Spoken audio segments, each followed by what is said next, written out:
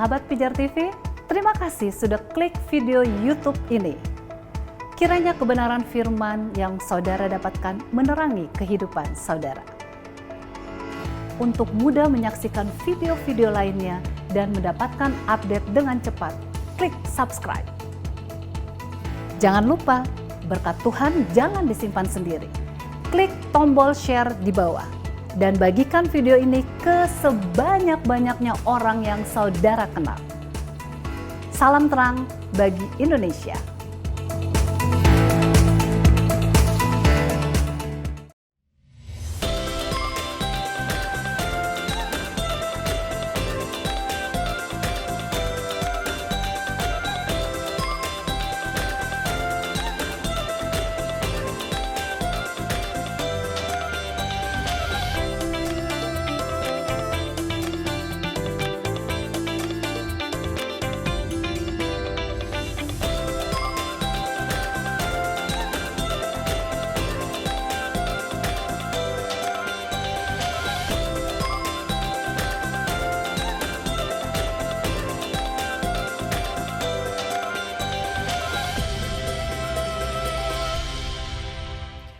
Shalom pemirsa Pijar TV, salam sejahtera untuk Anda sekalian. Senang sekali oleh karena anugerah Tuhan, kita kembali dipertemukan dalam program Ku Tahu Yang Ku Percaya.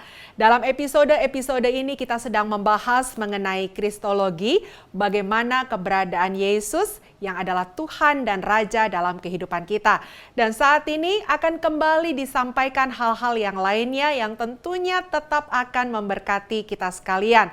Bagaimana kita membuktikan kealahan Yesus dari perbuatan-perbuatan yang dilakukannya, yang tentunya kita dapat pelajari di dalam firman Tuhan. Nah, untuk itu pastikan pemirsa tetap bersama dengan kami dan tidak kemana-mana, karena semua yang akan disampaikan tidak akan menjadi sia-sia. Dan perlu Anda ketahui pemirsa, bahwa proses perekaman dari program ini dilaksanakan di Nusa Tenggara Timur di Kota Kupang dengan protokol kesehatan yang ketat, di mana semua kru yang bertugas sudah menjalankan PCR atau swab antigen. Dan juga pemirsa, kami bersyukur, kami berterima kasih untuk kerjasama yang diberikan, di mana Anda menjadi berkat supaya program ini terus terselenggara melalui donasi-donasi yang ada. Dan kami terus menghimbau untuk Anda tetap menjadi partner donasi kami dengan mengirimkannya di nomor rekening yang tertera di layar kaca.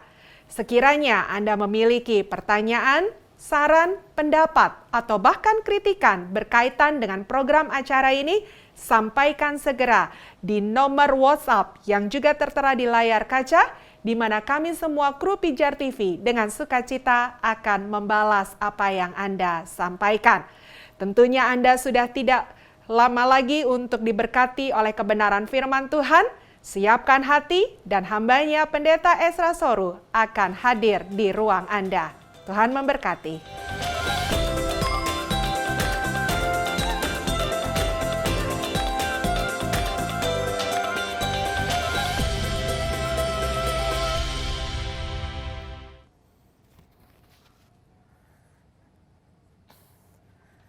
Shalom, salam sejahtera dalam Tuhan Yesus Kristus. Puji Tuhan, kita boleh berjumpa lagi dalam program Pijar TV, Ku Tahu Yang Ku Percaya bersama saya Pendeta Ezra Soru. Puji Tuhan bahwa dalam beberapa episode ini kita sudah belajar soal doktrin Kristus, Kristologi, dan kita belajar banyak hal tentang Yesus Tuhan kita. Ini adalah suatu seri yang akan berlangsung kira-kira 20 sampai 21 episode tentang Kristus, dan karenanya saya mendorong semua saudara, mari kita ikut bersama dan belajar bersama dari episode ke episode supaya kita mempunyai pemahaman yang lengkap seputar doktrin Kristus. Seri doktrin Kristus ini diproduksi oleh Pijar TV dari Kota Kupang, NTT, dan karena masih dalam suasana atau masa pandemi, maka kami informasikan bahwa semua kru dan yang ada di sini semua juga telah mentaati protokol kesehatan dari pemerintah, telah di swab dan di PCR demi keamanan bersama-sama. Program ini juga dapat hadir di tengah saudara-saudara itu tidak terlepas dari dukungan banyak pemirsa. Dan salah satu dukungannya adalah dukungan dana untuk program ini. Program seperti ini untuk diproduksi membutuhkan dana yang banyak. Dan karenanya kami juga tetap buka kesempatan kepada setiap saudara yang digerakkan Tuhan yang terbeban untuk mengambil bagian dalam program ini. Saudara boleh memberikan donasi saudara. Di layar kaca saudara ada nomor rekening yang tersedia. Saudara boleh transfer ke sana untuk dapat dipergunakan Pijar TV memproduksi konten-konten rohani yang menjangkau banyak orang. Selain itu, apabila saudara mempunyai pertanyaan-pertanyaan seputar iman Kristen atau ada ayat-ayat Alkitab yang saudara tidak paham atau hal-hal tertentu yang praktis yang butuh penjelasan firman Tuhan, saudara boleh mengirimkan pertanyaan itu pada kami dan kami bersedia menjawabnya. Atau saudara memang mempunyai pergumulan tertentu, ingin menceritakannya sekaligus ingin minta dukungan doa, maka ada teman-teman, ada tim Pijar TV yang selalu siap untuk melayani saudara. Silakan hubungi nomor-nomor yang ada di layar kaca saudara ini. Nah, saudara-saudara, kita sedang berada pada pembahasan Kristologi dan kita sampai pada poin bukti-bukti kealahan Yesus. Dan dari episode-episode sebelumnya, saya sudah menunjukkan ada beberapa dasar atau beberapa bukti mengapa kita percaya Yesus itu adalah Allah. Pertama adalah bahwa kitab suci menunjukkan secara eksplisit bahwa Yesus adalah Allah. Ada 11 ayat yang kira-kira menyatakan hal itu. Kita juga sudah melihat bahwa Yesus mempunyai gelar-gelar yang hanya bisa dimengerti, dipahami kalau itu menunjukkan bahwa dia adalah Allah. Kita juga telah melihat bahwa dia mempunyai sifat-sifat Allah seperti sifat kekal, suci, maha kuasa, maha tahu, maha ada, tidak berubah. Semua adalah sifat Allah. Jikalau Yesus memiliki sifat itu, dia adalah Allah. Kita juga telah melihat pekerjaan-pekerjaannya. Hal-hal yang dia lakukan yang sesungguhnya hanya bisa dilakukan oleh Allah. Misalnya dia mencipta, dia menopang segala sesuatu dengan firman-Nya. Lalu juga dia bisa mengampuni dosa. Kita telah membahas semua itu dalam episode sebelumnya. Dan sekarang saya akan melanjutkan lagi dengan pekerjaan-pekerjaan Kristus yang lain yang tidak bisa tidak menunjukkan dia Allah. Yaitu dia bisa menyuruh dan memerintah malaikat. Coba ya kita lihat Matius 13 ayat 41. Matius 13 ayat 41. Matius 13 ayat 41. Anak manusia akan menyuruh malaikat-malaikatnya dan mereka akan mengumpulkan segala sesuatu yang menyesatkan dan semua orang yang melakukan kejahatan dari dalam kerajaannya. Anak manusia itu Yesus akan menyuruh malaikat-malaikatnya. Jadi Yesus akan suruh malaikat, perintah malaikat mengumpulkan segala sesuatu. Lalu Markus 13 ayat 27. Markus 13 ayat 27, dan pada waktu itu pun ia akan menyuruh keluar malaikat-malaikatnya dan akan mengumpulkan orang-orang pilihannya dari keempat penjuru bumi, dari ujung bumi sampai ke ujung langit. Ya, dia akan menyuruh keluar malaikat-malaikatnya, dia suruh malaikat-malaikatnya. Lalu Matius 24 ayat 31. Matius pasal 24 ayat 31, dan ia akan menyuruh keluar malaikat-malaikatnya dengan meniup sangkakala yang dahsyat bunyinya, dan mereka akan mengumpulkan orang-orang pilihannya dari keempat penjuru bumi, dari ujung langit yang ke satu dan ujung langit yang lain. Yesus menyuruh malaikat. Ya. Yesus menyuruh malaikat. Ini sesuatu fakta yang menurut saya menarik. Kenapa? Karena malaikat ini oleh kitab suci itu dikatakan malaikat itu milik Allah. Allah yang memiliki malaikat. Coba Lukas 12 ayat 8. Lukas 12 ayat 8. Setiap orang yang mengakui aku di depan manusia, anak manusia juga akan mengakui dia di depan malaikat-malaikat Allah. Ya, dikatakan malaikat Allah. Ya. Satu lagi Lukas 15 ayat 10. Lukas pasal 15 ayat 10, demikian juga akan ada sukacita pada malaikat-malaikat Allah karena satu orang berdosa yang bertobat. Ya, malaikat-malaikat Allah. Apa artinya malaikat Allah? Malaikat Allah itu artinya malaikatnya Allah. Malaikat Allah itu artinya malaikat milik Allah. Nah, Kalau malaikat itu milik Allah, tapi ternyata Yesus bisa suruh-suruh malaikat. Lalu Yesus siapa? Kalau malaikat itu adalah milik Allah, Yesus cuma nabi, bisakah nabi perintah malaikat? Kalau malaikat itu punya Allah, Yesus cuma guru biasa, bisakah seorang guru biasa memerintah malaikat? Bisakah seorang manusia biasa memerintah malaikat? Tidak mungkin. Ya. Tapi ayat-ayat itu mengatakan Yesus menyuruh malaikat-malaikatnya. Malaikat-malaikatnya itu kan kata gantinya untuk Yesus. Berarti malaikat-malaikat dia. Kalau malaikat milik Allah, tapi malaikat dikatakan malaikat-malaikatnya, malaikat-malaikatnya Yesus. Maka tidak bisa tidak, Yesus pasti adalah Allah sendiri. Ya, itu pekerjaan Allah dan Yesus lakukan itu. Oke, kita lihat lagi pekerjaan yang lain. Yesus itu menghancurkan segala sesuatu. Ya, sebelumnya kita sudah lihat bahwa Yesuslah yang mencipta segala sesuatu. Yohanes 1 ayat 3, Ibrani 1, 2, Kolose 1 ayat 16. Yesuslah yang mencipta segala sesuatu, mengadakan segala yang ada. Tapi sekarang dikatakan dia jugalah yang menghancurkan segala sesuatu. Ya. Coba baca Ibrani 1, 10-12. Ibrani 1, 10-12. Dan pada mulanya ya Tuhan, Engkau telah meletakkan dasar bumi, dan langit adalah buatan tanganmu. Ya, sabar di situ. Dan pada mulanya ya Tuhan itu konteksnya Yesus. Jadi ini bicara soal Yesus. Engkau telah meletakkan dasar bumi, berarti Yesus yang meletakkan dasar bumi, dia mencipta. Langit adalah buatan tanganmu. Langit itu buatan tangannya Yesus. Terus 11. Semuanya itu akan binasa, tetapi Engkau tetap ada, dan semua itu akan menjadi usang seperti Ya, pakaian. semuanya akan binasa itu apa? Langit bumi. Langit bumi yang pernah dia cipta semuanya akan binasa. Ayat 12. Seperti jubah yang Engkau gulungkan mereka, dan seperti persalinan mereka akan diubah, tetapi Engkau tetap sama, dan tahun-tahunmu akan berkesudahan. 12. Seperti jubah akan Engkau gulungkan mereka. Engkau gulungkan mereka. Mereka ini apa? Langit, bumi. Engkau siapa? Yesus. Berarti Yesus akan menggulungkan langit dan bumi. Berarti memang satu hari langit dan bumi yang ada sekarang akan dihancurkan. Kapan itu? Ya pada akhir zaman. Ya, pada akhir zaman langit yang lama, bumi yang lama ini akan dihancurkan. Dan siapa yang menghancurkannya? Siapa yang menggulungkannya? Yesus. Ini menarik saudara. Itu kehancuran total.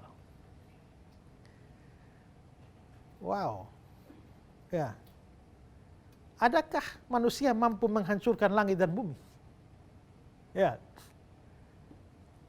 Adakah malaikat bisa menghancurkan langit dan bumi? Kalau ada malaikat yang mau berusaha menghancurkan langit dan bumi, sebelum menghancurkan dia dihancurkan lebih dulu oleh Allah. Ya. Manusia sekalipun ingin menghancurkan langit bumi pun tidak bisa. Tapi orang yang satu yang namanya Yesus ini kok bisa menghancurkan langit dan bumi? Siapa ini orang? Untuk semua saudara, termasuk saudara agama lain yang sering kepo terhadap agama Kristen, ya, lalu mencari-cari kesalahan dalam agama Kristen, lalu menyatakan Yesus bukan Allah, saudara coba pikir baik-baik. Kalau orang ini hanya nabi, kalau orang ini hanya guru biasa, hanya manusia biasa, bagaimana bisa dia menghancurkan langit dan bumi?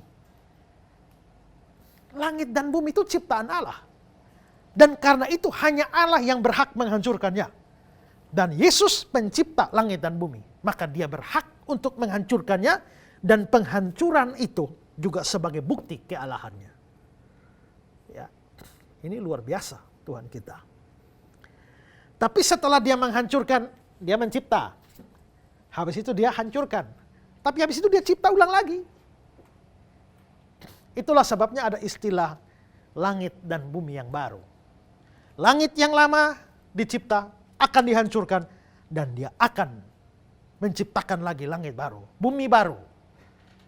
Dan yang menjadikan semuanya baru, yang membuat ciptaan baru, itu lagi-lagi Yesus. Coba lihat Wahyu 21 ayat 5. Coba baca Wahyu 21 ayat 5. Wahyu 21 ayat yang kelima. Ia yang duduk di atas tahta itu berkata, lihatlah, aku menjadikan segala sesuatu baru. Ya, cukup. Lihatlah. Dia yang duduk di atas tahta itu Yesus. Lihatlah, aku menjadikan segala sesuatu baru. Langit jadi baru. Kan sudah dihancurkan. Sekarang baru. Bumi baru lagi. Jadi Yesus yang pernah mencipta itu menciptakan lagi. Aku menjadikan segala sesuatu baru. Bayangkan saudara, cipta ulang dunia. Kalau menghancurkan sesuatu itu gampang ya. Ada motor, sepeda motor di situ. Coba kamu utak-atik kasih rusak dia. Saya pasti bisa. Tapi coba bikin ulang, tidak usah bikin baru. Yang tadi dibongkar itu dipasang kembali. Sudah tidak jadi lagi, ya. Membongkar itu bisa saja gampang, tapi menjadikan lagi baru, wah itu tidak mudah. Tapi Yesus itu melakukannya. Bukan cuma langit dan bumi. Coba lihat Filipi 3 ayat 21. Filipi pasal 3 ayat 21, yang akan mengubah tubuh kita yang hina ini sehingga serupa dengan tubuhnya yang mulia, menurut kuasanya yang dapat menaklukkan segala sesuatu kepada dirinya. Yang akan mengubah tubuh kita yang hina ini akan diubahkan. Jadi bukan cuma langit yang diubahkan, dibarukan. Bukan hanya bumi yang dibarukan, tapi bahkan tubuh kita pun yang hina ini akan dibarukan. Maka aku menjadikan segala sesuatu baru. Langit baru, bumi baru, tubuh baru, manusia baru. Itulah yang dikerjakan dan tokoh utama di balik ini adalah Yesus. Kalau bukan Allah, lalu siapa dia yang punya kuasa sebesar ini? Ya. Saya ingin bertanya. Ya. Dalam Filipi pasal 3 ayat 21 dikatakan bahwa Yesus akan mengubah tubuh kita yang hina ini. Saya minta penjelasannya apa yang dimaksud dengan tubuh kita. Ya, Dia dalam ayat ini. Tubuh sekarang ini kan ya. Sekarang ini tubuh yang Nancy pakai ini ya. Nah, tubuh ini punya Nancy, ya, tubuh ini punya Dani, punya Alvin, semua punya tubuh. Tapi kan satu hari mati. Pada waktu satu hari mati, maka tubuh yang sekarang ini, yang diciptakan dari debu tanah ini kan akan kembali jadi debu. Ya, kembali jadi tanah. Tapi kita juga ingat bahwa, kalau saudara ingat pengakuan iman rasuli, ya, aku percaya kebangkitan daging. Kebangkitan daging itu maksudnya kebangkitan orang mati. Berarti ada saatnya kita ini mati, tapi ada saatnya dibangkitkan. Kapan akan dibangkitkan? Saat Yesus datang kembali. Pada waktu tanda diberi, ya, Yesus turun di awan-awan dengan para malaikatnya, kuburan-kuburan terbuka dan orang-orang mati bangkit. Nah, sekarang kalau Nancy mati, misalnya 2021, ya, lalu Tuhan Yesus datang pada tahun 5017, tubuhnya jadi apa? Memang sudah debu. Tapi pada waktu Yesus datang dan membangkitkan Nancy, maka Tuhan Yesus akan memberikan tubuh yang baru. Tapi tubuh yang baru itu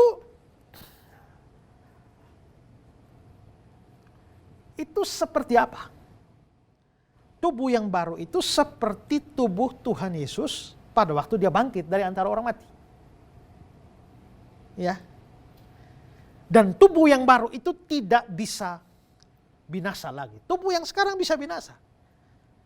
Tapi tubuh yang baru tidak bisa binasa. Coba lihat 1 Korintus 15 ayat 52. 1 Korintus 15 ayat 52, sebab nafiri akan berbunyi Dan orang-orang mati akan dibangkitkan dalam keadaan yang tidak dapat binasa, dan kita semua akan diubah. Kita semua akan diubah. Diubah apanya? Tubuhnya.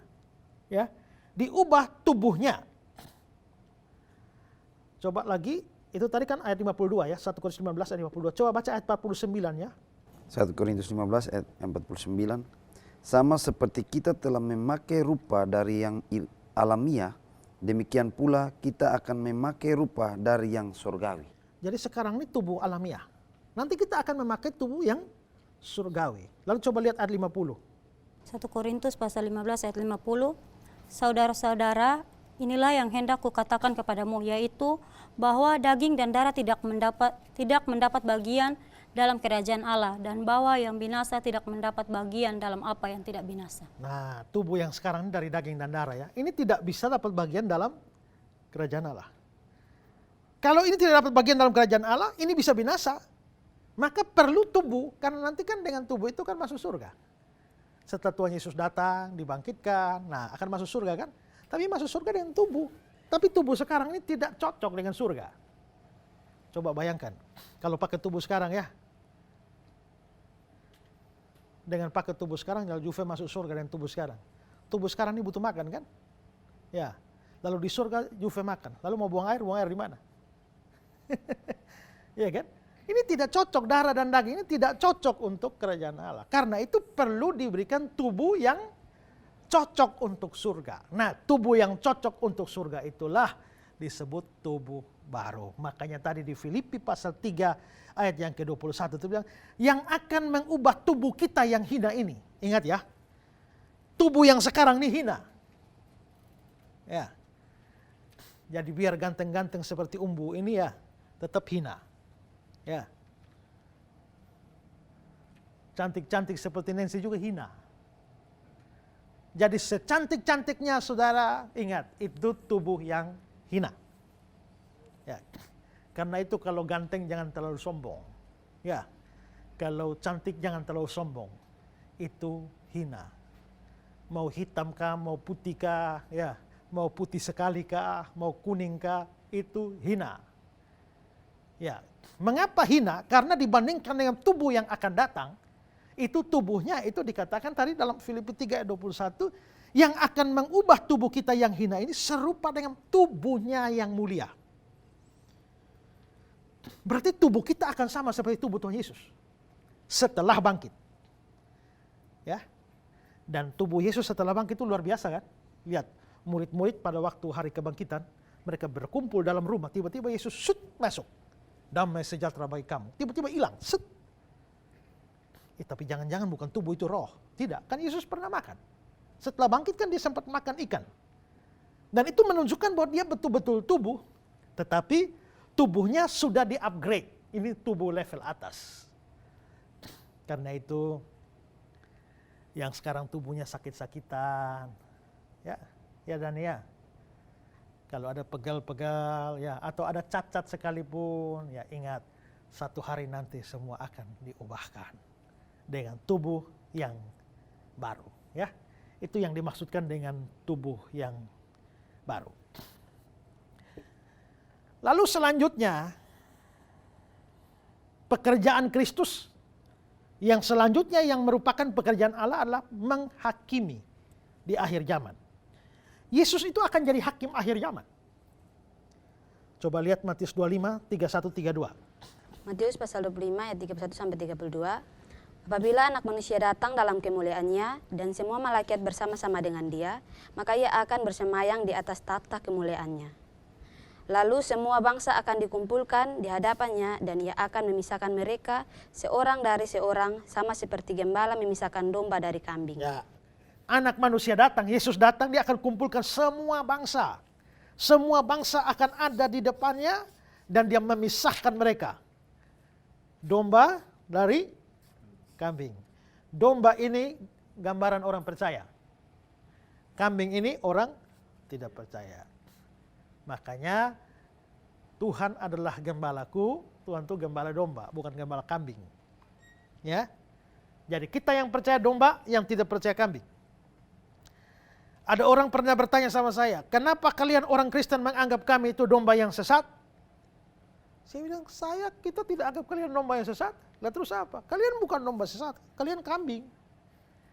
Ya, itu gambaran Alkitab. Yang tidak percaya kambing, termasuk saudara yang Kristen pun, ya, lama di gereja, tua di gereja, tapi tidak percaya, saudara tetap kambing, bukan domba. Saudara tidak bisa bilang Tuhan adalah gembalaku. Karena Tuhan bukan gembala kambing. Tuhan itu gembala domba. Gembala orang-orang percaya. Tuhan kau gembala kami, ini dombamu. Ya kan gitu kan. Nah karena itulah maka Yesus akan datang, kumpulkan semua bangsa. Domba dan kambing. Orang percaya, orang tidak percaya. Kumpul untuk apa? Kalau kita baca ayat-ayat selanjutnya, dia menghakimi semua manusia. Maka Yesus itu hakim akhir zaman. Dia hakim akhir zaman. Sekarang lihat Yohanes 5 ayat 22. Yohanes 5 ayat 22. Bapa tidak menghakimi siapapun, melainkan telah menyerahkan penghakiman itu seluruhnya kepada anak. Anak itu Yesus. Penghakiman itu seluruhnya kepada anak. Anak akan menghakimi dunia ini. Yesus akan menjadi hakim dunia ini. Lalu ayat 27-nya. Yohanes pasal 5 ayat 27, dan ia telah memberikan kuasa kepadanya untuk menghakimi, karena ia adalah anak manusia. Ya, untuk kuasa untuk menghakimi. Nah tadi kan kita lihat, Yesus mengumpulkan seluruh bangsa. Dia menjadi hakim seluruh dunia. Maka Yesus akan menghakimi semua manusia yang pernah hidup dalam sejarah. Dia akan menghakimi mulai dari Adam, manusia pertama, sampai manusia terakhir yang lahir di dunia. Berapa banyak orang? Berapa miliar orang? Kita belum tahu kan? Karena dunia belum tahu akhir kapan. Ya, semakin tua dunia, semakin jumlah manusia makin bertambah. Dan itu berarti bahwa Yesus suatu hari nanti akan menghakimi entah berapa miliar, berapa triliun, biliun manusia. Kita tidak tahu. Ya. Dan saudara-saudara, menghakimi manusia begitu banyak. Itu bukan perkara gampang. Kalau kita berpikir dari sisi manusia. Kalau ada hakim dunia ini disuruh menghakimi 1000 orang. Mungkin sebelum sampai orang ke-1000 sudah mati. Ya. Karena itu berarti menghakimi begitu banyak orang. Bagaimana bisa menghakimi begitu banyak orang dan menghakimi dengan adil?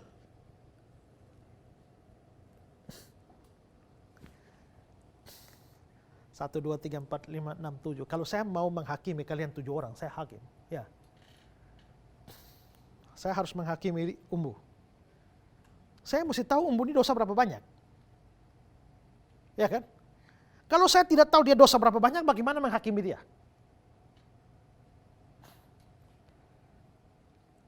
Terus 2, 3, 4, 5, 6, 7. Saya mesti tahu dosa berapa banyak. Jangankan saya. Umbu sendiri tidak tahu berapa banyak dosanya Umbu. Ya kan? Dari pagi sampai malam dosa berapa kali. Tidak tahu juga kan? Ya, tapi pasti ada dosa. Ya, tapi kita tidak tahu. Tapi hakim akhir zaman itu harus tahu dosa orang. Satu-satu orang harus tahu. Dan kalau dia misalnya harus menghakimi 100 miliar manusia misalnya, ya, maka dia harus tahu dosanya satu-satu orang sampai 100 orang ke 100 miliar. Wah, itu susah. Bukan hanya banyaknya dosa, tingkatnya dosa juga. Karena dosa itu kan ada tingkatan-tingkatannya. Ya, ada yang dosa besar, ada yang dosa kecil. Ada dosa, ya, kalau di perjanjian lama, orang yang bunuh orang dihukum mati. Tapi kalau mencuri, tidak hukum mati, hanya denda. Berarti dosa membunuh itu lebih besar dari dosa mencuri. Gitu. Maka harus tahu tingkat dosanya. Ini misalnya dosa 1000, tapi tingkatannya bagaimana? Ini dosa 1000, tapi dosanya kecil-kecil. Itu hanya dosa 700, tapi dosanya besar-besar. Ini mesti tahu. Hakimnya mesti tahu tingkat dosanya bagaimana. Tingkat pengetahuan itu juga penting. Orang makin mengerti, itu dosanya makin besar.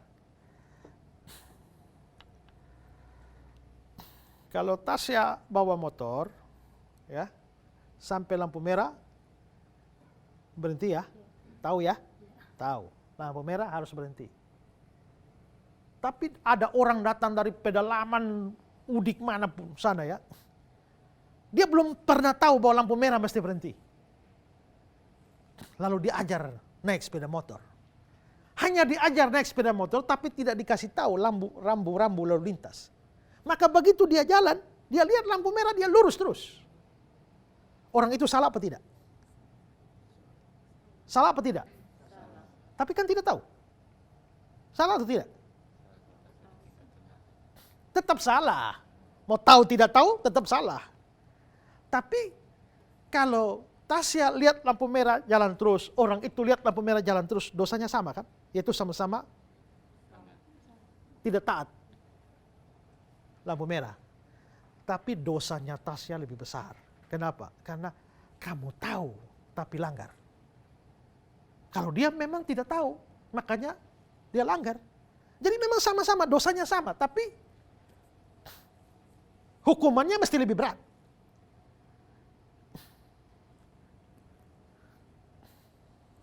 Mencuri itu dosa. Kalau pendeta mencuri dan koster mencuri, sama-sama dosa. Tapi asumsinya pendeta itu mengerti firman lebih banyak daripada koster. Jadi kalau pendeta mencuri, koster mencuri, sama-sama dosa, tapi dosanya pendeta ini lebih besar. Karena dia kan lebih banyak ngerti. Maka tingkat pengertian, tingkat pengetahuan itu menentukan besarnya dosa. Nah kalau Yesus menjadi hakim akhir zaman, Yesus mesti menilai dosanya, tapi lihat juga mesti tahu tingkat pengertiannya bagaimana. Ya ini susah ini. Dosa sengaja dan dosa tidak sengaja.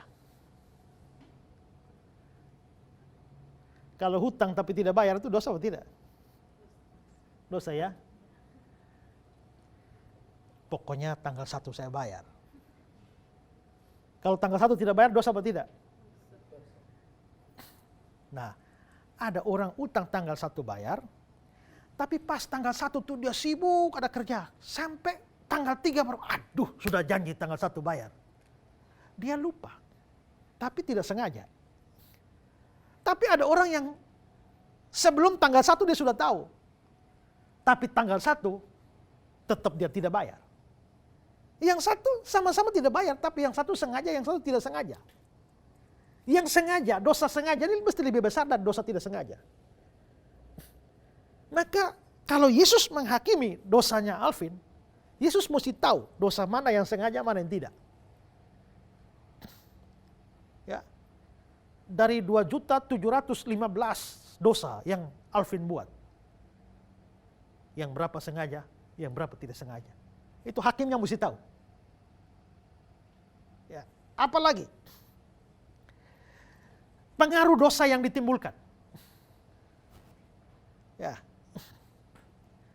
Kalau koster mencuri uang, ya pecat saja, gampang ya.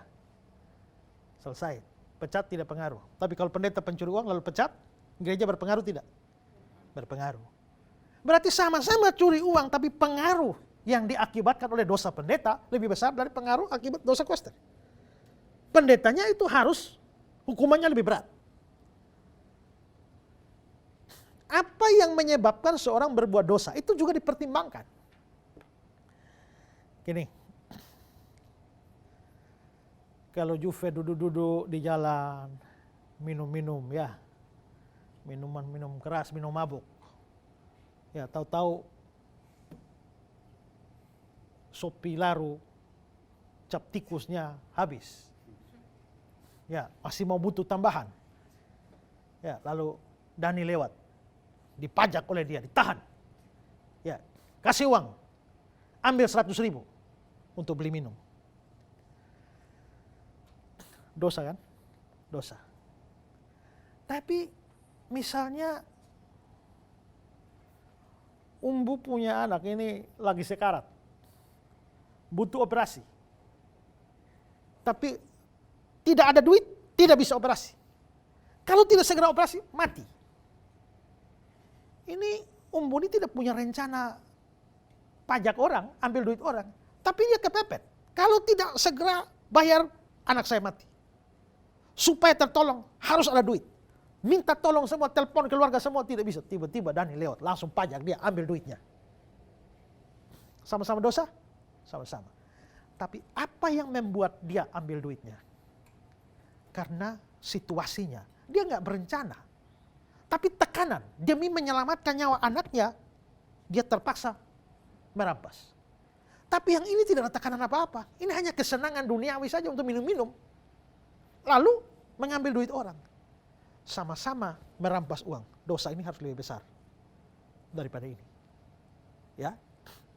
Nah, hakim akhir zaman tuh harus tahu begitu. Apa yang menyebabkan orang berdosa? Situasinya bagaimana? Mesti tahu. Hakim dunia sini saja kan, kalau ada orang pembunuhan kan mesti dicari tahu kan, ini ada pembunuhan terencana atau tidak. Pembunuhan terencana itu hukumannya lebih berat daripada pembunuhan yang tidak terencana. Itu kalau untuk urusan orang berdosa. Tapi kalau untuk orang percaya yang diselamatkan dan diberi upah di surga, ini akan, karena sudah percaya Yesus akan masuk surga. Ingat ya, masuk surga tuh hanya percaya Yesus. Bukan perbuatan, bukan pelayanan. Tapi ketika masuk surga tuh akan ada upah. Upah tuh tergantung perbuatan. Kalau banyak berbuat baik, banyak melayani, upahnya besar di surga. Kalau kurang melayani, upahnya kurang. Ya. Kalau tidak melayani, tidak dapat upah. Waktu Yesus mau menghakimi dan memberikan upah, Yesus kan tidak bisa berikan upah kepada umbu kalau tidak tahu ini umbu ini perbuatan baiknya berapa banyak. Yang ini berapa banyak, yang ini berapa banyak. Dia tidak bisa menghakimi dengan adil. Paulus yang hari-hari hidupnya pelayanan, mau mati pun dia tetap melayani. Masakan dia dapat upah sama dengan saudara yang hanya tidur-tidur saja? Kan tidak, itu tidak adil. Keadilannya harus memberikan upah yang berbeda bagi tiap orang, tergantung pekerjaannya di dunia ini.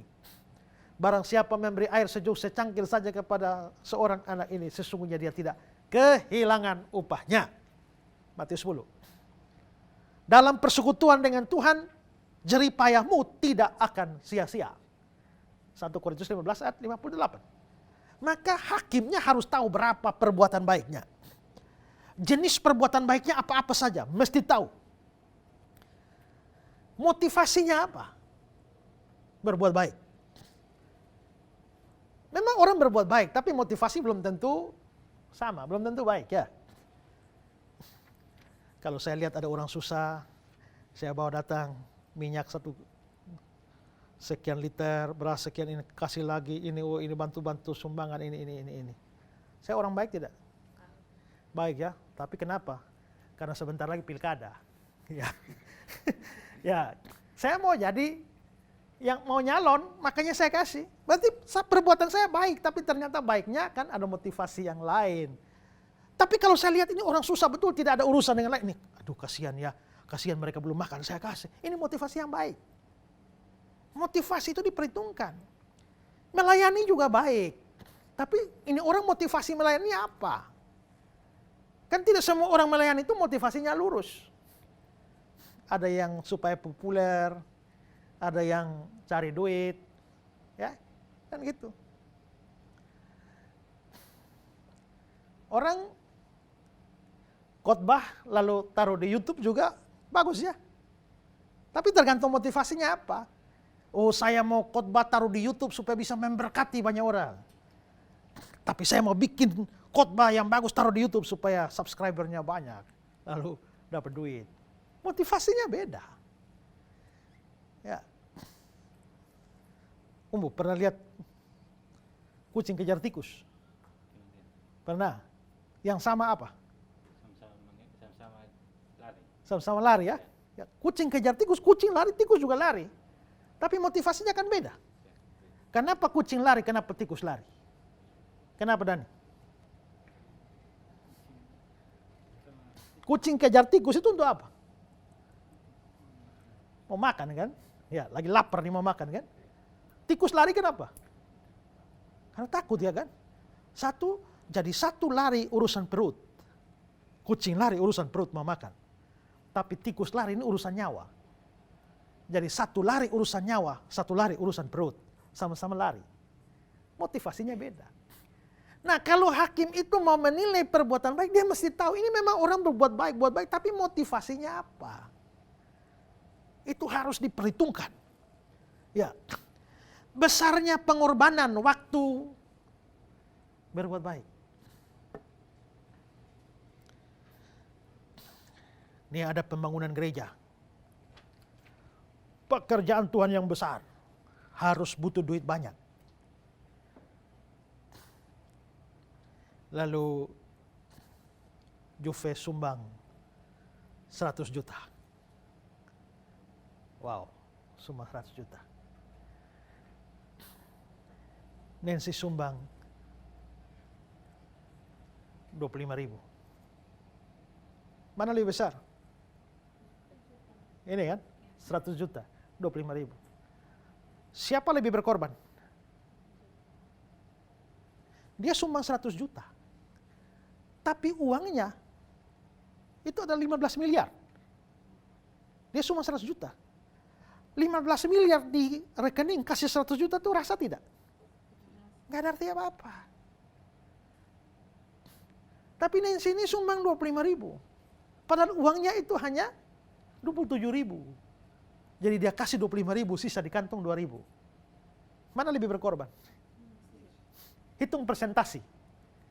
Berapa persen 100 juta dari 15 miliar? Tapi berapa persen 25.000 dan 27.000? Ini persembahan lebih sedikit, tapi pengorbanannya lebih besar. Ini persembahannya lebih banyak, tapi pengorbanannya lebih kecil. Kalau punya 15 miliar, ya, coba kasih 14 miliar 900 juta, itu baru itu baru pengorbanan besar, ya kan?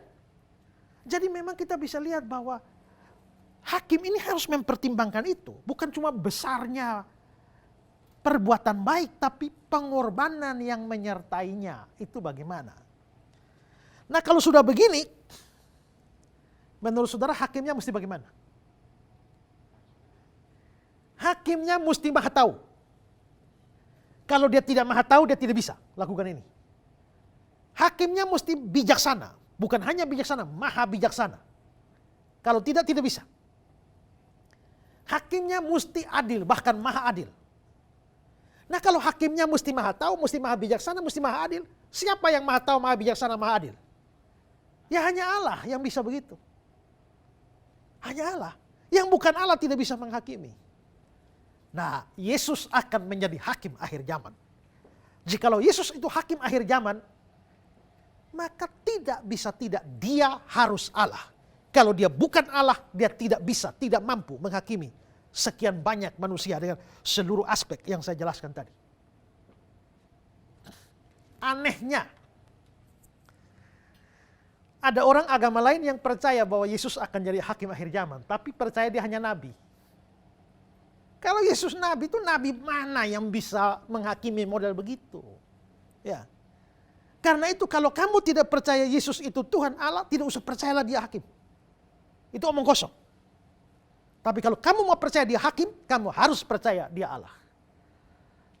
Dan ingat, semua yang tidak percaya Yesus, hari ini kamu tidak percaya dia. Kamu bisa mengolok-olok dia, kamu bisa memaki-maki dia. Kamu lihat gambar Yesus di salib, kamu bilang, Tuhannya orang Kristen tuh kok seperti pakai kolor di tiang jemuran. Kamu boleh olok-olok dia, tapi ingat baik-baik. Satu hari kamu akan berdiri di hadapan dia, dan dialah yang akan menghakimi kamu. Satu hari pun, saya pun akan berdiri di tahta pengadilannya.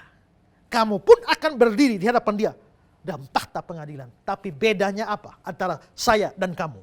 Bedanya adalah saya berdiri di tahta pengadilannya sebagai sahabatnya. Tapi kamu berdiri di tahta pengadilannya sebagai musuhnya. Kamu akan benar-benar dihancurkan. Karena itu sebelum semua itu terjadi, sebaiknya kamu percaya, terima dia sebagai juru selamat dan Tuhanmu. Supaya kalau kamu ketemu dia di akhir zaman, kamu ketemu dia sebagai sahabat dan bukan sebagai musuh. Semua yang Kristen juga. Kalau kamu tidak sungguh-sungguh percaya Yesus, kamu akan berhadapan dengan dia sebagai hakim. Dan bayangkan ya bahwa hakim itu akan menjadi musuhmu. Celakalah kamu. Maka percayalah sungguh-sungguh kepada Yesus. Ya. Nah, di sini saya sudah menyelesaikan poin kita bahwa Yesus bisa melakukan pekerjaan-pekerjaan ilahi, mencipta,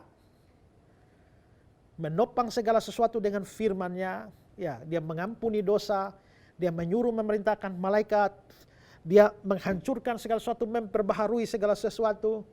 Ya, lalu juga dia akan menghakimi di akhir zaman. Semua itu membuktikan bahwa dia adalah Allah. Dia adalah Allah. Sekarang saya berikan bukti yang kelima. Bukti yang kelima bahwa Yesus itu Allah adalah ada kehormatan ilahi yang diberikan kepada Yesus. Ya. Dan itu bahkan dituntut oleh Yesus. Coba baca Yohanes 5 ayat 23. Yohanes 5 ayat 23, supaya semua orang yang menghormati anak sama seperti mereka menghormati Bapa.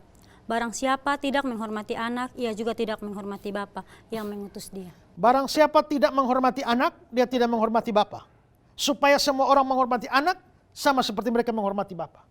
Berarti di sini Yesus menuntut penghormatan yang sama kepada dirinya dan juga kepada Bapa. Ya. Pernahkah saudara lihat ada nabi yang bilang hormati Allah sama seperti hormati saya? Ya, tidak ada. Tapi Yesus lakukan itu. Berarti penghormatan kepada Yesus sama dengan penghormatan kepada Allah. Jikalau dia bukan Allah, terus bagaimana?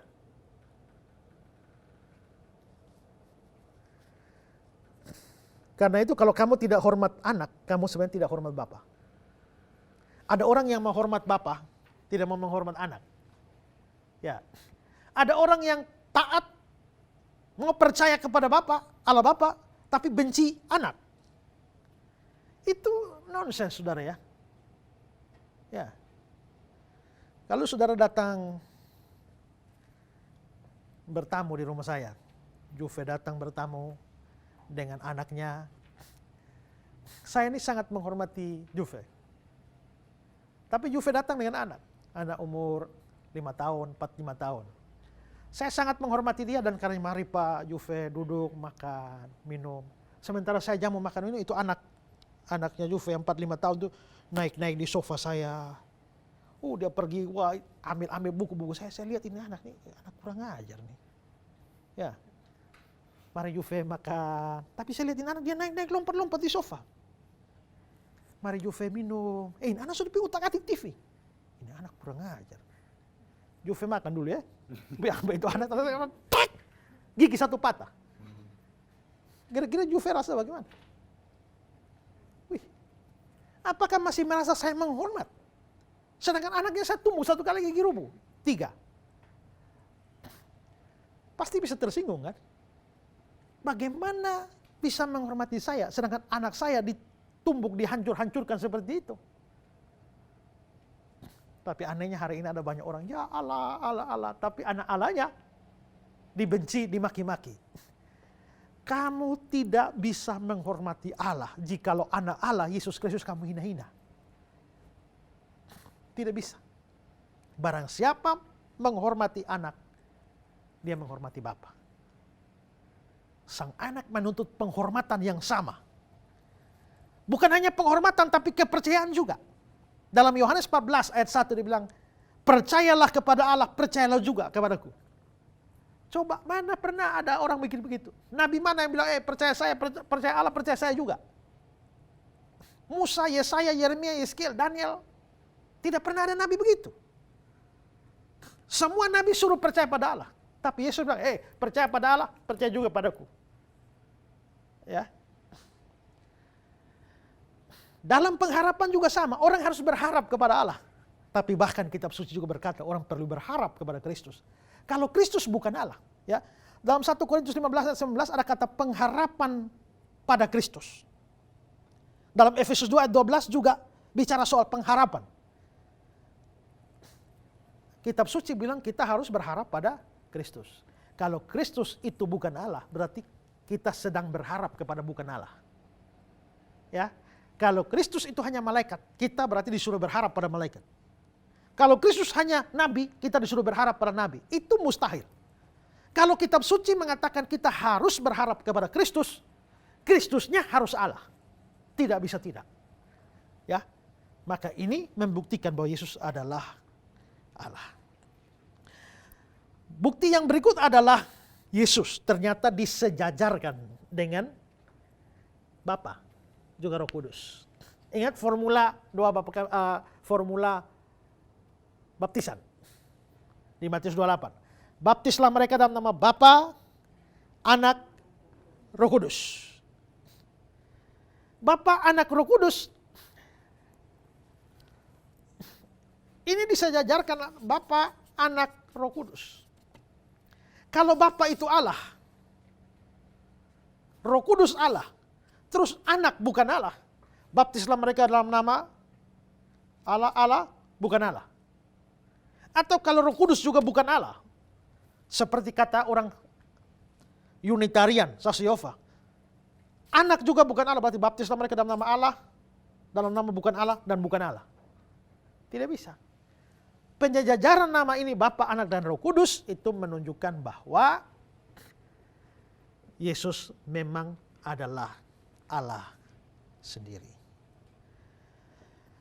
Ya, ada pertanyaan sampai sini? Pak, saya mau bertanya, Pak. Ya. Tadi menurut Bapak dalam Matius 28 ayat 19 itu Yesus disetarakan dengan Bapa Ya. dan Roh Kudus. Dan bagaimana kita bisa menganggap bahwa itu adalah kesetaraan. Sedangkan jelas-jelas dalam ayat itu mengatakan Bapa, Anak, dan Roh Kudus. Misalnya contoh dalam Alkitab. Abraham, Ishak, Yakub. Ini kan menunjukkan bahwa Abraham itu lebih tua daripada Ishak maupun Yakub. Nah, kalau kita melihat konteks ini berarti apakah bisa dikatakan bahwa Yesus tidak bisa tidak bisa setara dengan Bapa? Ya, itu hanya pengucapan. Tidak berarti bahwa Bapa mesti lebih tinggi daripada Yesus. Itu hanya pengucapan saja. Kalau saudara melihat di dalam Alkitab ketika 3 nama ini dimunculkan, Bapa, Anak, Roh Kudus, itu urut-urutannya juga tidak selalu sama. Kalau di dalam baptisan tadi kan Bapa, Anak, Roh Kudus ya. Bapa nomor 1, Anak nomor 2, Roh Kudus nomor 3. Tapi coba lihat formula doa berkat. Coba 2 Korintus 13 ayat 13. 2 Korintus pasal 13 ayat 13. Kasih karunia Tuhan Yesus dan kasih Allah dan persekutuan Roh Kudus menyertai kamu Ya, semua. Tuhan Yesusnya jadi nomor 1. Allahnya jadi nomor 2, Allah Bapa nomor 2, Roh Kudus tetap nomor 3. Sekarang coba Efesus 4 ayat 4 sampai 6. Efesus 4 ayat 4 sampai 6. Satu tubuh dan satu roh. Ya, satu roh duluan ya. Roh jadi nomor 1. Terus Sebagaimana kamu telah dipanggil kepada satu pengharapan yang terkandung dalam panggilanmu, satu Tuhan, itu Tuhan Yesus. Terus satu iman, satu baptisan, satu Allah dan Bapa. berarti Allah Bapa nomor 3. Berarti roh sudah jadi nomor 1. Yesus turun nomor 2. Bapa turun nomor 3. Lalu 1 Petrus 1 ayat 2. 1 Petrus 1 ayat 2, yaitu orang-orang yang dipilih sesuai dengan rencana Allah Bapa kita. Berarti Allah Bapa nomor 1. Terus Dan yang dikuduskan oleh Roh, roh nomor 2. Terus supaya taat kepada Yesus Kristus dan nomor 3. menerima. Jadi kita bisa lihat bahwa urut-urutannya beda-beda. Kadang Bapa nomor 1, Bapa nomor 2, kadang nomor 3. Roh Kudus kadang nomor 3, nomor 2, nomor 1. Yesus nomor 1, 2, 3. Bisa berganti-ganti. Maka sebenarnya penyebutan-penyebutan itu tuh hanya kronologi penyebutan tergantung konteks mana yang mau ditekankan. Tapi itu tidak menunjukkan ketidaksetaraan. Ya, tidak menunjukkan ada hierarki di dalam Tritunggal atau Yesus lebih rendah, ya. Ya, saudara juga di rumah kalau saudara punya pertanyaan silakan kirimkan pertanyaan saudara, ada nomor di layar kaca saudara, silakan bertanya. Juga kalau saudara punya pokok doa yang mau didoakan, silakan kontak juga. Mau konseling juga saudara boleh menghubungi nomor-nomor tersebut. Tim Respon Pijar TV akan dengan setia melayani saudara, ya. Nah, sekarang saya masuk lagi kepada bukti yang lain. Bukti yang lainnya adalah Yesus menyatakan kesatuannya dengan Bapa. Sebenarnya kesatuan Yesus dengan Bapa ini sudah saya jelaskan juga pada episode-episode sebelumnya, pada waktu kita membahas soal istilah anak Allah. Tapi satu ayat terkenal yaitu dalam Yohanes 10 ayat 30, aku dan Bapa itu satu. Aku dan Bapa itu satu. Nah, bahwa Yesus mengatakan aku dan Bapa itu satu, itu bukan berarti bahwa Yesus itu Bapa, Bapa itu Yesus. Karena kalau dibilang aku dan Bapa, itu kan sudah pasti dua orang. Aku itu Yesus, ya Bapa adalah satu. Bukan satu orang, karena ini sudah dua orang. Bukan satu pribadi, toh ini sudah dua pribadi. Kalau begitu ada kesatuan yang lain. Ya, kesatuan apa? Kalau kita lihat konteksnya, Yohanes pasal 10 itu kan ayat 30, aku dan Bapa satu. Tapi nanti di ayat 33, orang-orang mau angkat batu, lempar dia. Kalau hanya sekedar menyatakan kesatuan, kenapa mau lempar? Rupanya kesatuan yang Yesus maksudkan dengan Bapa itu bukan kesatuan pribadi, bukan kesatuan tujuan seperti kata saksi Yehova, kesatuan hakikat. Seperti Bapa adalah Allah, aku dan Bapa satu, maka aku pun adalah Allah. Seperti Bapa. Maka di situ Yesus sedang menyatakan kesatuannya. Lalu yang ketujuh, Yesus itu menerima penyembahan kepada dirinya. Dan bukan main-main, yang menyuruh menyembah Yesus itu Allah Bapa sendiri. Itu dinyatakan dalam surat Ibrani, Ibrani pasal 1 ayat 6. Ibrani pasal 1 ayat 6, dan ketika ia membawa pulang anaknya yang sulung ke dunia, ia berkata, semua malaikat Allah harus menyembah dia. Ketika ia membawa pulang anaknya, berarti ia di sini kan Allah Bapa.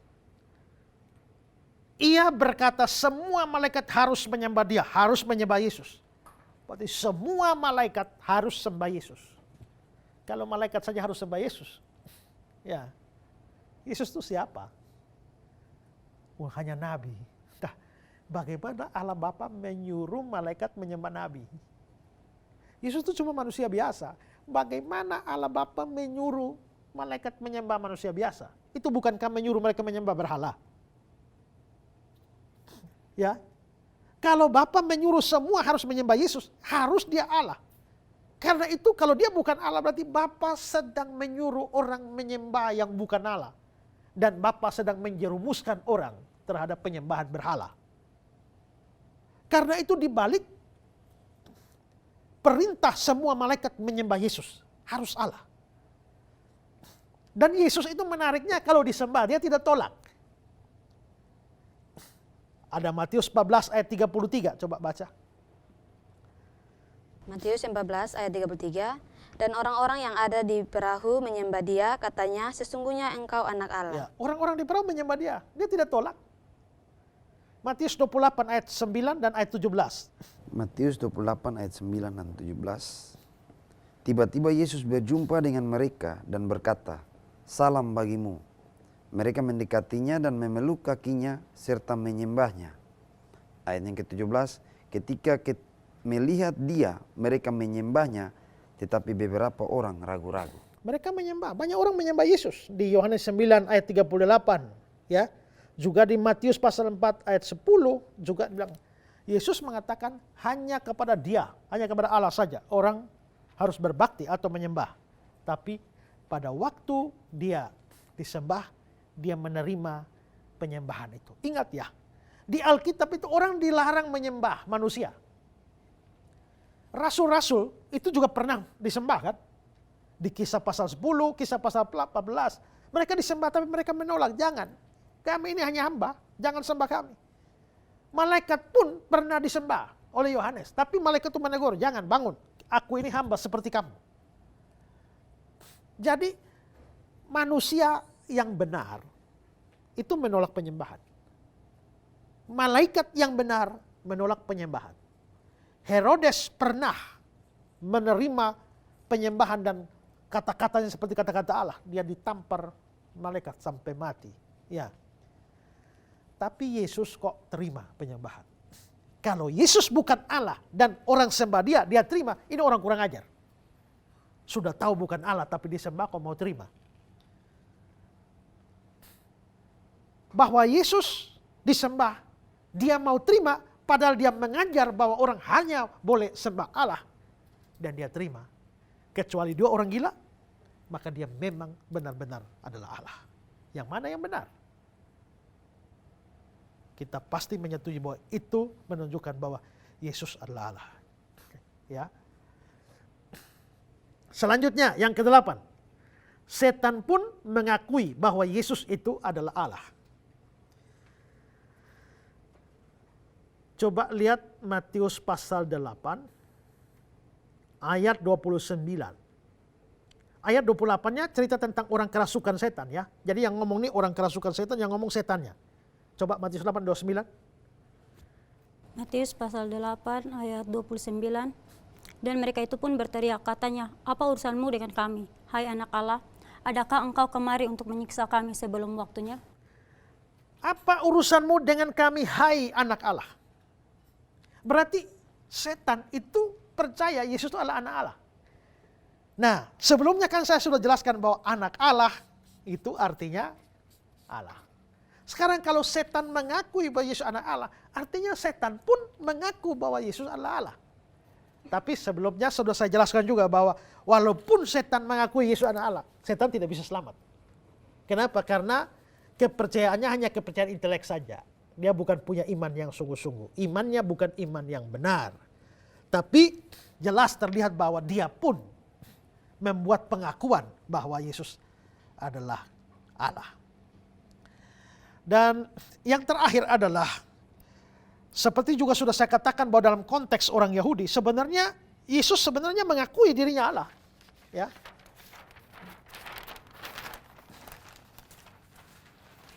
Itu yang seperti saya jelaskan. Di dalam Yohanes 8 ayat 58, kalau dia pakai ego eimi, berarti dia Allah. Ya. Dia mengampuni dosa. Dia tidak perlu ngomong aku Allah, tapi dengan mengampuni dosa, percaya atau mengklaim dia punya kuasa mengampuni dosa, mengklaim dia Tuhan atas hari Sabat, semua sebenarnya mengatakan dia Allah. Nah, lalu ada satu gambar atau jalur pemikiran yang dibangun oleh C.S. Lewis. Dia membaginya begini. Yesus mengaku dia Allah. Bahwa Yesus mengaku dirinya Allah, ini masih ada dua kemungkinan. Kemungkinan pertama adalah dia jujur. Kemungkinan kedua dia bohong. Kalau Yesus mengaku diri Allah dan dia jujur, ya sudah. Kalau jujur ya dia Allah. Tapi kalau dia bohong, masih ada dua kemungkinan. Waktu Yesus bohong itu sadar atau tidak? Lagi berbohong. Pertama sadar, kedua tidak sadar. Kalau berbohong secara sadar itu apa? Secara sadar berbohong. Kalau secara sadar berbohong berarti dia penipu. Tapi kalau bohongi orang tidak sadar, Umbu, waktu kamu bohong orang tapi kamu tidak sadar bahwa kamu lagi bohong. Itu apa itu? Ya? Ini mabok atau gila ini, ya? Kok bohong tapi tidak sadar? Jadi akhirnya tinggal penipu, orang gila atau Allah. Ya. Maka kamu hanya boleh memilih dari tiga ini. Kalau kamu tidak percaya dia Allah, kamu hanya tinggal punya dua pilihan. Dia penipu atau dia orang gila. Mau pilih mana? Kalian semua yang tidak percaya Yesus Allah, ya, dari jalur pikiran begitu, menurut kalian siapa dia? Kalau dia bukan Allah siapa? Hanya dua pilihan, penipu atau orang gila. Kamu tidak bisa bilang, saya tidak percaya dia Allah, tapi saya percaya dia orang baik. Tidak bisa. Kalau dia orang baik, dia tidak bisa bohong. Ya. Kalau dia nabi, nabi tidak bisa bohong. Jadi dari jalur pikiran begini, tidak memungkinkan pilihan yang lain. Ya.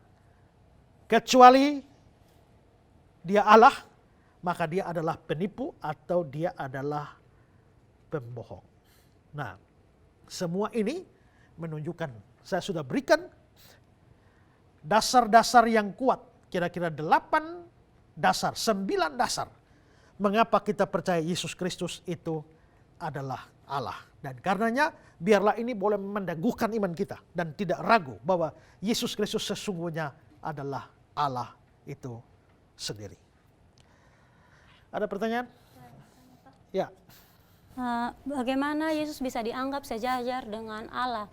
Padahal Yesus sendiri berkata bahwa Bapa lebih besar daripada aku. Ya, Yesus memang pernah ngomong ya, Bapa lebih besar dari aku. Coba baca ayatnya. Yohanes 14 ayat 28. Yohanes 14 ayat 28. Kamu telah mendengar bahwa aku telah berkata kepadamu, aku pergi tetapi aku datang kembali kepadamu. Sekiranya kamu mengasihi aku, kamu tentu akan bersukacita karena aku pergi kepada Bapakku. Sebab Bapa lebih besar daripadaku. Bapa lebih besar dari aku. Ayat ini dipakai oleh saksi Yehova untuk mengatakan Yesus tidak setara dengan Bapa. Ayat ini dipakai Unitarian untuk mengatakan bahwa Yesus itu tidak sejajar dengan Bapa, lebih rendah dari Bapa. Fakta bahwa Yesus itu lebih rendah dari Bapa itu karena berulang kali dikatakan Bapa mengutus Yesus. Yesus mengaku diri dia diutus oleh Bapa. Nah, antara pengutus dan yang diutus siapa lebih besar? Ya jelas yang mengutus lah. Nah, Yesus itu diutus, maka Yesus lebih rendah dari Bapa. Saya juga percaya Yesus lebih rendah dari Bapa, tapi lebih rendah apanya? Ya. Kalau saya dibanding dengan Jokowi, tinggi mana?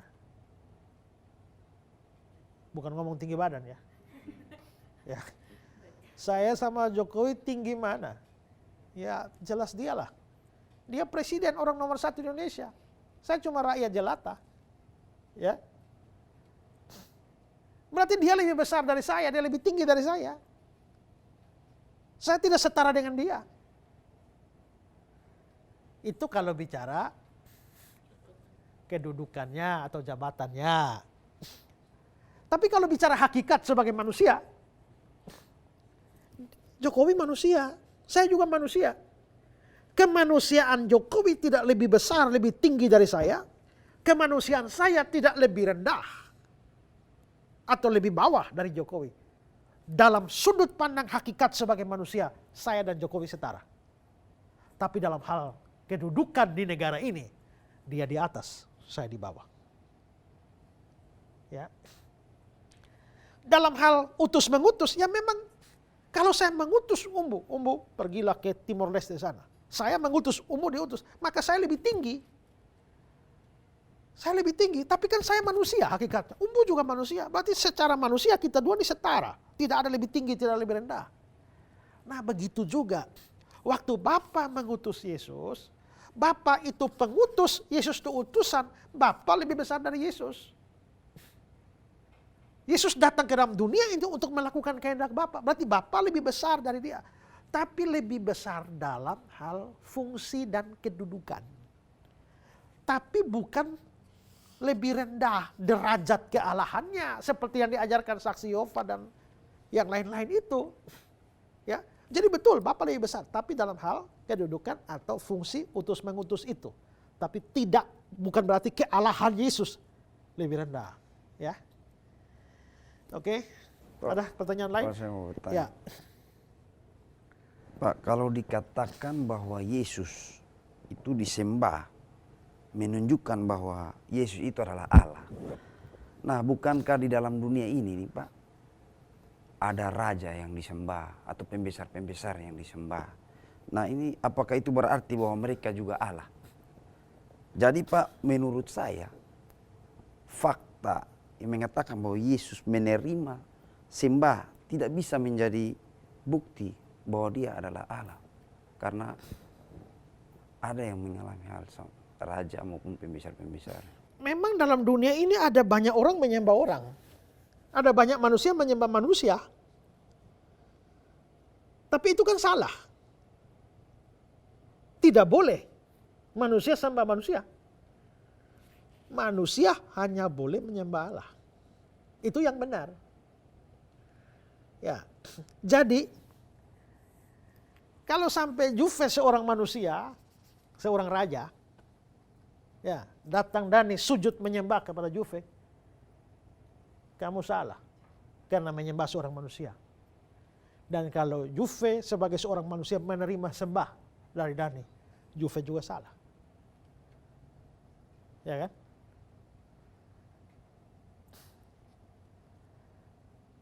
Kalau Yesus terima sembah dan ternyata dia bukan Allah,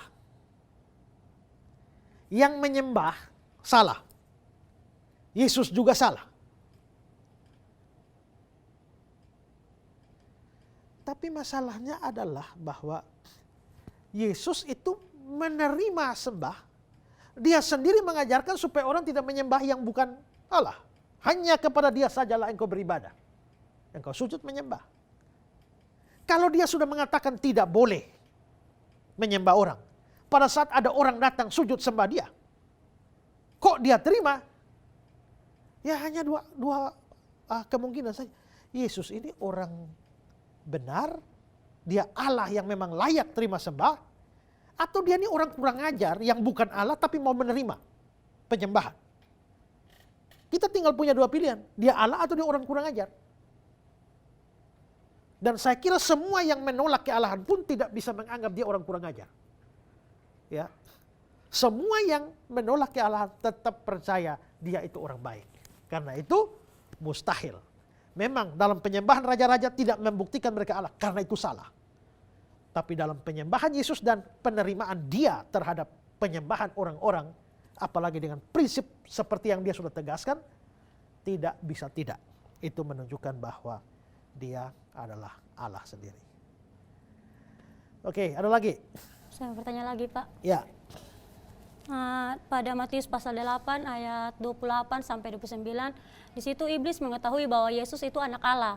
Lalu dari mana iblis itu tahu kalau Yesus anak Allah? Apakah dia maha tahu? Kalau dia maha tahu, dia mesti Allah dong. Berarti iblis adalah Allah. Ya kan? Jadi tidak ada yang bisa maha tahu selain Allah saja. Karena itu kalau iblis tahu Yesus itu anak Allah, bukan karena dia maha tahu. Siapa iblis itu? Dia kan ex-malaikat. Dia mantan malaikat yang baik. Ya. Karena dia memberontak kepada Allah, dia dilemparkan oleh Allah. Nah, lalu berarti dia ini pernah menjadi malaikat baik, pernah ada di surga bersama dengan Allah dan seluruh malaikat yang lain. Karena dia pernah di surga, dia pasti kenal Yesus. Ya, dia pasti kenal Yesus. Yesus itu siapa? Yesus itu anak Allah, dan itulah sebabnya pengetahuan intelek dia membuat waktu dia bertemu dengan Yesus, dia menyampaikan bahwa aku tahu siapa engkau, anak Allah yang maha tinggi. Nah, semua yang saya jelaskan ini menunjukkan bahwa Yesus betul-betul adalah Allah. Semua orang yang menghargai kitab suci harus percaya dengan semua bukti yang kita sudah paparkan. Dan kalau Yesus itu Allah, dia layak dipercaya, dia layak disembah. Ya, ingat baik-baik. Kalau dia bukan Allah, ya, bersyukurlah saudara.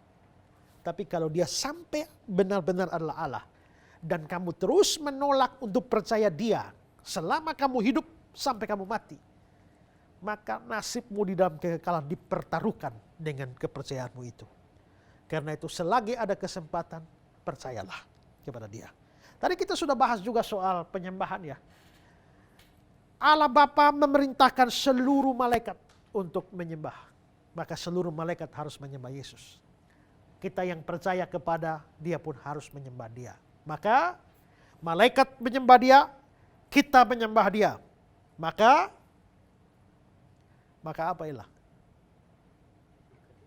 Maka bersama malaikat di sorga, nyanyikan kidung pujian, bermazmur bagimu, muliakan namamu, bersama malaikat di sorga. Maka malaikat-malaikat sujud menyembah Yesus. Semua yang percaya sujud menyembah Dia, sambil mengaku Dia adalah Tuhan Allah Juru Selamat.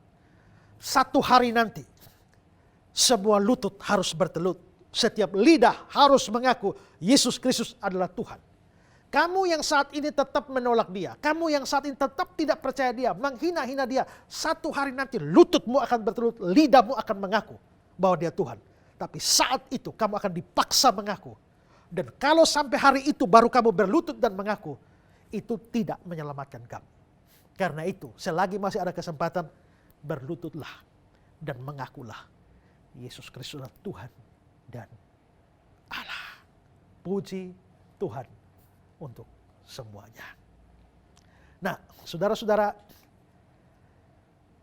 saya sudah mengajarkan semua ini, dan kalau ini masih menyisakan pertanyaan dalam pikiran saudara-saudara, sekali lagi kami beri kesempatan saudara. Silakan mengirimkan pertanyaan saudara, ada nomor di layar kaca Anda. Kirimkan pertanyaan-pertanyaan Anda, juga termasuk yang mau konseling, mau minta dukungan doa, silakan. Ada nomor-nomor yang dihubungi, tim Pijar TV siap melayani Anda sekalian. Dan kalau program seperti ini bisa sampai ke hadapan Anda dan Anda diberkati olehnya, program ini membutuhkan dana yang sangat besar. Termasuk juga semua program yang disiarkan oleh Pijar TV, itu membutuhkan pembiayaan yang besar sekali. Nah, dan ini pelayanan yang besar. Melalui pelayanan bersama Pijar TV ini, saya telah menjangkau begitu banyak orang, ribuan orang, dengan memberikan pencerahan firman Tuhan dan Injil yang disampaikan. Saudara yang mengikuti semua itu sudah tahu, saya gigih mengajar, gigih memberitakan firman. Nah, saudara boleh ambil bagian di sini dengan cara apa? Dengan mengirimkan donasi, menggunakan uang dana saudara itu untuk dipergunakan memproduksi konten-konten pemberitaan Injil, pengajaran seperti ini untuk menjangkau banyak orang. Kami beri kesempatan kepada saudara untuk ambil bagian.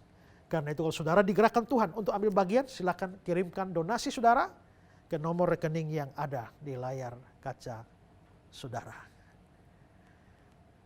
Dan biarlah semua kita ada ambil bagian dalam pekerjaan Tuhan ini. Dan marilah kita bertumbuh. Terus jangan kehilangan kesempatan belajar firman Tuhan seri Kristologi ini. Tuhan memberkati saudara dan sampai jumpa dalam episode-episode selanjutnya. Salam terang untuk Indonesia.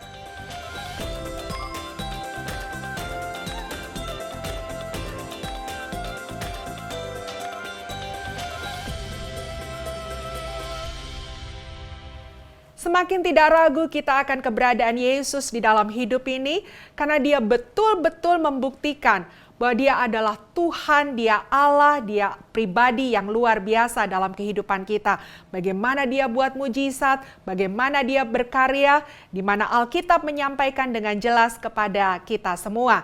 Dan apa lagi yang bisa kita pelajari tentang pribadi Yesus ini? Kita akan berjumpa lagi di episode-episode mendatang, masih dalam tema Kristologi.